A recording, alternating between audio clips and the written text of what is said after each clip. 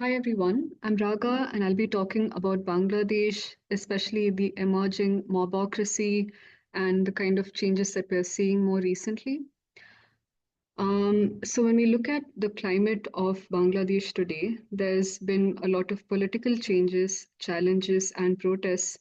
Now, when we see in August, there were a lot of political shifts that occurred following the removal of the former Prime Minister Sheikh Hasina. The current interim government is finding it quite challenging to maintain order, and they have given this timeline of late 2025 or early 2026 to conduct elections.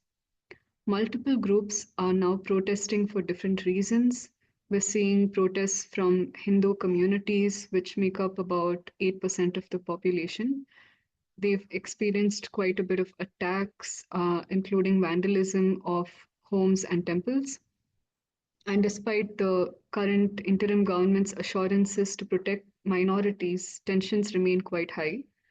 Islamist factions have also mobilized, they're far more active now. They're pushing for changes that would essentially reshape the country's secular nature. Concurrently, there are protests by garment workers who are demanding better pay and working conditions. This has led to violent confrontations, factory shutdowns, and financial losses, especially in the Ghazipur Dhaka highway area. And there are a lot of stoppages, shutdowns, strikes ongoing. And despite multiple negotiations, these issues have not shown signs of resolving anytime soon. The student-led protests, which initially started this shift or this change from Prime Minister Sheikh Hasina-led government to the interim government, these protests have not exactly stopped. They played a key role in the leadership change, but these protests have also continued. They've continued with other demands, and some of these demonstrations have also resulted in violence. Another group that has continued protests are the opposition groups, now the Bangladesh Nationalist Party. They have been capitalizing on the chaos, they've been organizing marches and protests. Uday, in light of all of these new protest groups that have emerged, and it's not to say that pre-Sheikh Hasina led government was not facing protests or daily disruptions, but it seems to me that the interim government is facing some challenges in maintaining law and order. What is your take in terms of the current landscape, politically and security-wise? Great. That's a good question, Raga. I think you covered off on some of the key points. What I'd like to highlight, I guess, is after the removal of Sheikh Hasina, uh, in the months that, up till now, what we're seeing is a kind of power struggle with different factions and different groups trying to uh, increase their own influence and, be in a better place for themselves politically before the elections, which you said would be end of this year, end of next year, or early in the following year, right?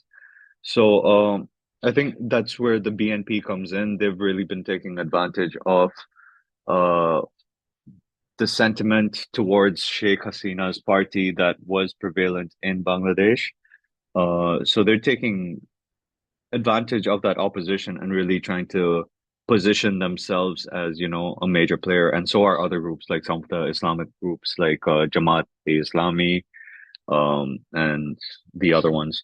So right now, I think what we're seeing is, I think the word mobocracy is good because we're seeing different mobs or different interests trying to, increase their influence as much as they can. And in terms of security, the impact that this has is the impact that, politics has always had on Bangladesh security. Uh, it does create unrest, it does create violence. Bangladesh is very political from the ground level, where, there are turf wars between um, low-level members of different groups to try to gain influence and to try to, gain attention of party leaders sitting up higher in the ranks. So I don't see this. dynamic of, this political violence and security situation and the political tensions. I don't see this decreasing over the next year, especially in light of, um, the elections and different people wanting to come to power. Would you agree with that, Raga? Yes, Uday. And supposedly, the condition for holding these elections is that some of these protest movements would die down and law and order is fairly established in the country. So it almost Right. seems like, having this as a precondition to holding elections may not be the best move and could preclude more protests, in fact, rather than be working for the interim government's favor. Yeah. Yeah, so just to supplement some of the other concerns which I did not cover, we've seen some mob violence, and every other day we're seeing clashes where an odd number of people are dying, anywhere between 20 to 50 people die in clashes. These are at the smallest levels from intra-party issues, inter-party issues. Mob violence has been on the rise. We're seeing people being killed in public beatings, which is indicative of a breakdown in order. There is also news of about 700 inmates, including radicals, who remain at large after the prison breaks during the initial chaos in August. And some of the long-standing issues with violent crime persist, and more than 16,500 murders were reported over the last 5 years, so that averages to about 9 per day. So, overall, there has been a surge of crime with the interim government. And like Uday mentioned, it's a sort of a transitional phase for the country. So, different factions are vying for that control and dominance. So, Bangladesh has been a country which goes from 0 to 100 very quickly in terms of violence. And it's quite likely that some of these very localized uh, level confrontations can escalate quite quickly and result in bigger riots, issues such as arson and protests and whatnot.